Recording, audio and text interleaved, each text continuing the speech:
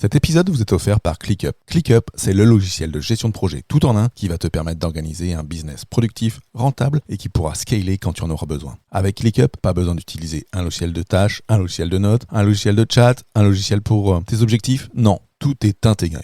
ClickUp, c'est le logiciel que j'utilise et que mes clients utilisent pour mettre en place la méthode Booster. Pour obtenir ton accès gratuit, rends-toi sur fabien.coach/ClickUp, CLICKUP. Manager Pro, c'est le podcast pour toi, manager ou cadre, aguerri ou en devenir, qui souhaite améliorer son style de management, booster son leadership et obtenir les meilleurs conseils pratiques, pragmatiques et surtout utiles.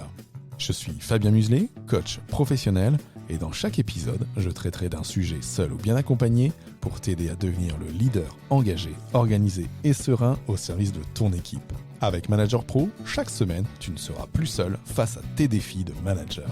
Je te souhaite une super écoute de ce podcast. Hello, content d'être avec vous aujourd'hui pour vous parler d'un de mes sujets de prédilection, c'est la gestion du temps. Et en l'occurrence, aujourd'hui, je parle de procrastination avec cet épisode intitulé « Et si la procrastination pouvait être utile ?» Alors, il faut savoir que 49% des Français procrastinent à minima 1 heure chaque jour. 1 heure, ça paraît énorme, mais globalement, on va être sur la procrastination, je dirais, répartie sur l'ensemble de la journée. En tout cas, procrastiner, alors, qui nous vient du grec procrastinus, c'est-à-dire cette mauvaise habitude qu'on peut prendre facilement de tout remettre à un autre jour, parce qu'en fait, crastinus en latin signifie du lendemain. Donc, procrastinus, voilà, terme, mauvaise habitude, procrastiner. Mais pour autant, je vais te présenter 3 types de procrastination et tu verras, chacune peut avoir son utilité. Allez, on y va, go, pour ne plus procrastiner. Le premier type de procrastination, c'est la procrastination pathologique. C'est le fait, vraiment, pathologiquement, de ne pas vouloir y aller. De ne pas vouloir se lancer, de ne pas vouloir travailler. Dans une majorité des cas, cette procrastination pathologique va venir d'un manque de confiance en soi. Ça va vraiment venir empêcher, je dirais, le désir profond, d'empêcher nos désirs profonds. Et on préfère ne rien faire que de prendre le risque de tout rater. Quand tu es, je dirais, soumis à cette procrastination pathologique, tu te caches clairement derrière ta peur d'avancer. Il n'y a qu'une seule manière d'en sortir, ça va être d'assumer tes envies et tes désirs pour avancer. Il y avait une citation issue d'un livre de Marcel Proust qui disait « Les difficultés que ma santé, mon indécision, ma procrastination mettaient à réaliser n'importe quoi m'avaient fait remettre de jour en jour, de mois en mois, d'année en année, l'éclaircissement de certains soupçons comme l'accomplissement de certains désirs. » Voilà, c'est clairement ça, la procrastination pathologique, liée à cette indécision, c'est ne pas aller dans l'accomplissement de ses désirs. Donc pour pouvoir en sortir, pour pouvoir avancer vers tes objectifs, pour pouvoir avancer dans ton job, dans tes envies, il faut les assumer. Donc il faut clairement assumer ses envies et ses désirs en allant travailler justement ce manque de confiance en soi et cette peur viscérale d'avancer, cette peur de ne pas réussir. Le deuxième type de procrastination, c'est la procrastination structurée.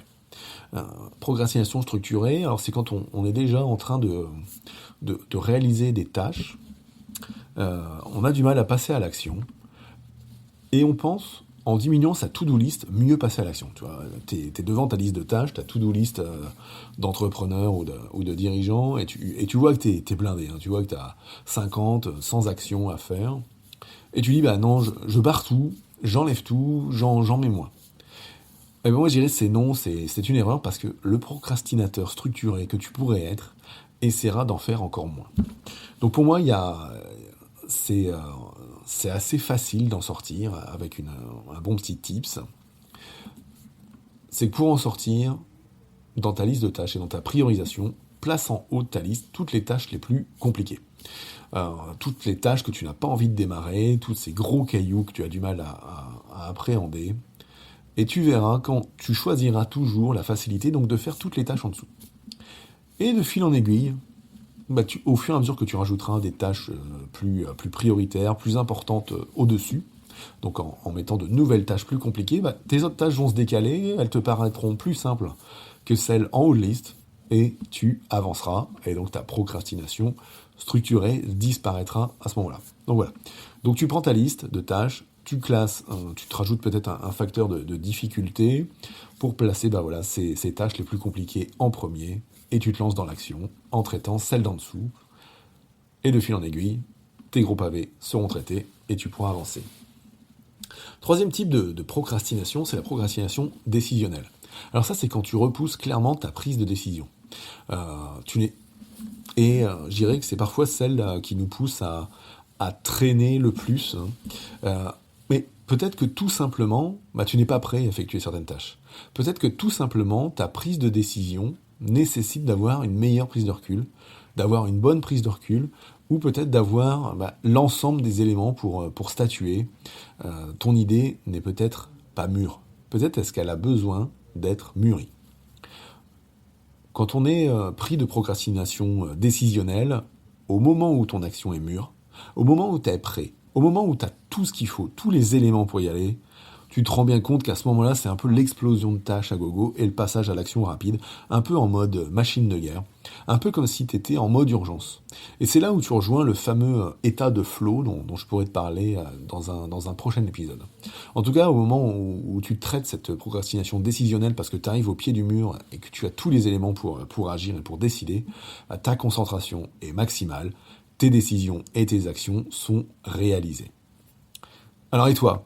Petite question, quelle est la procrastination que tu subis le plus ? Quelle est ta problématique en procrastination que tu as le plus besoin de traiter ? Je serais super heureux que tu m'écrives en te connectant sur mon site managerpro.fr et que tu me fasses un petit message pour qu'on puisse échanger. Je prends toujours l'engagement de répondre, je dirais sous 24 à 48 heures à l'ensemble des messages que je peux recevoir en traitant, je dirais par ordre de priorité. Donc si tu souhaites avoir mon avis sur ce qui peut te toucher en procrastination, moi ça me ferait plaisir de savoir quel est le type de procrastination ou quelle est ta problématique en procrastination que tu as besoin de traiter. Voilà, en tout cas, voilà pour ces trois types de procrastination que l'on peut subir. La procrastination pathologique, celle qui peut venir d'un manque de confiance en soi. La procrastination structurée dans laquelle on essaye de trouver des subterfuges pour traiter plus d'actions alors qu'on en fait moins malgré ces tips, et la procrastination décisionnelle dans laquelle on repousse sans cesse sa prise de décision jusqu'à être au pied du mur, ou tout simplement parce qu'on n'a pas tous les éléments pour décider. C'était mon épisode pour aujourd'hui de Manager Pro. Je te souhaite une très bonne journée et je te dis à très vite. Ciao, ciao.